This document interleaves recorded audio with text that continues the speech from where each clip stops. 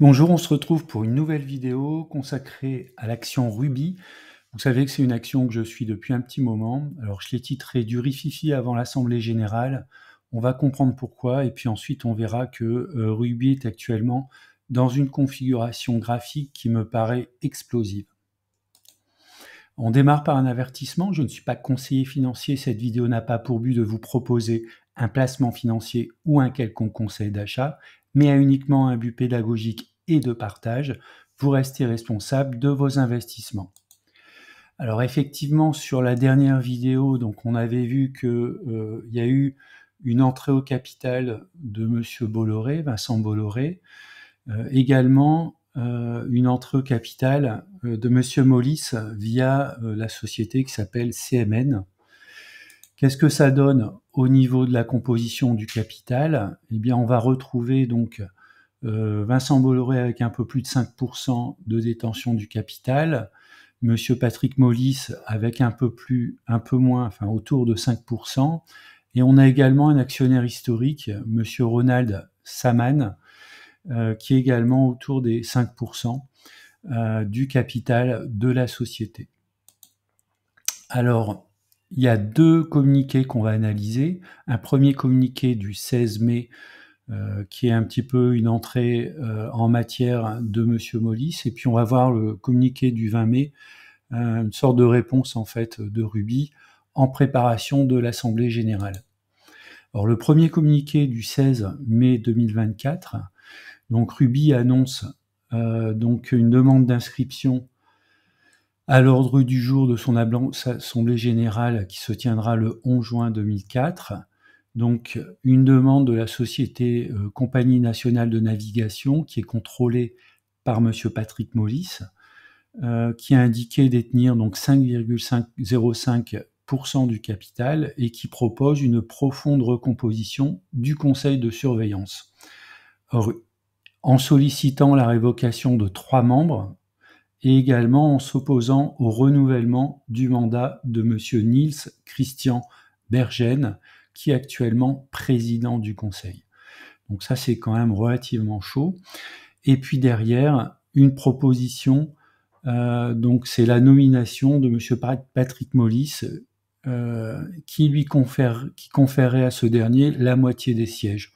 Autrement dit, quasiment une prise de contrôle en fait du conseil de surveillance.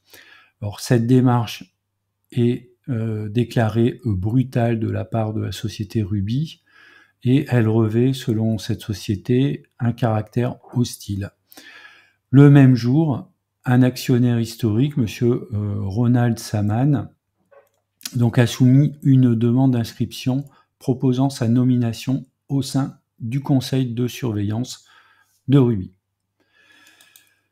Ensuite, il y a un deuxième communiqué, le 20 mai 2024, donc en préparation de l'AG du 11 juin 2024. Donc le conseil de surveillance se dit favorable à la nomination de Monsieur Ronald Saman, donc l'actionnaire de longue date, en tant que nouveau membre, et également émet un avis négatif sur les résolutions proposées par la compagnie CNN et donc la proposition de Monsieur Molis.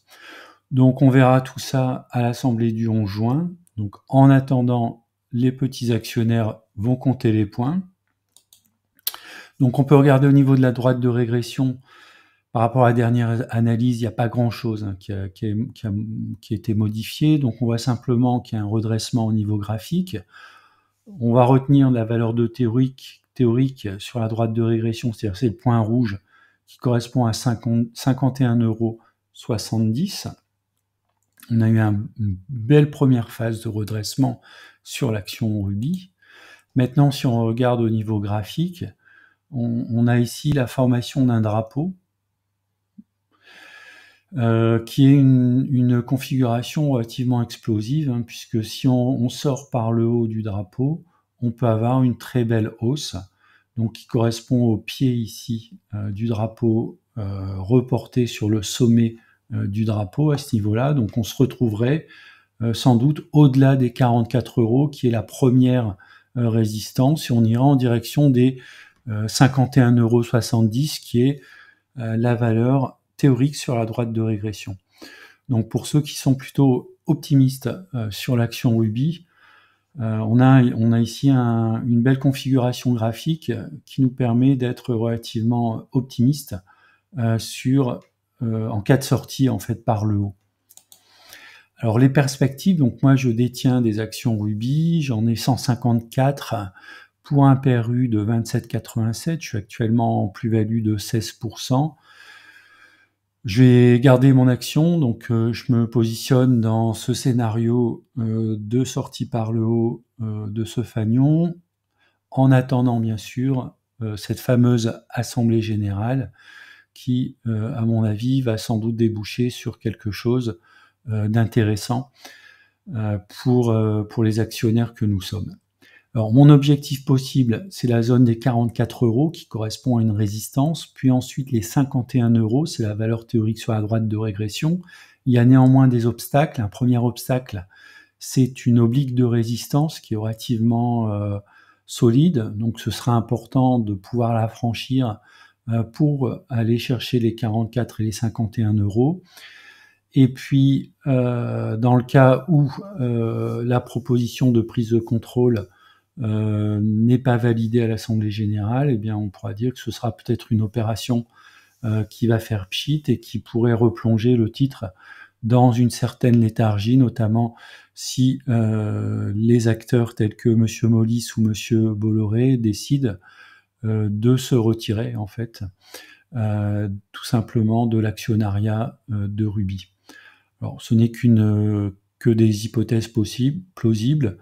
N'hésitez pas à mettre en commentaire ce que vous pensez en fait de ce qui va en ressortir à la fois de l'entrée au capital de Bolloré et de Mollis, et puis également ce que vous pensez sur le moyen long terme de l'action Ruby.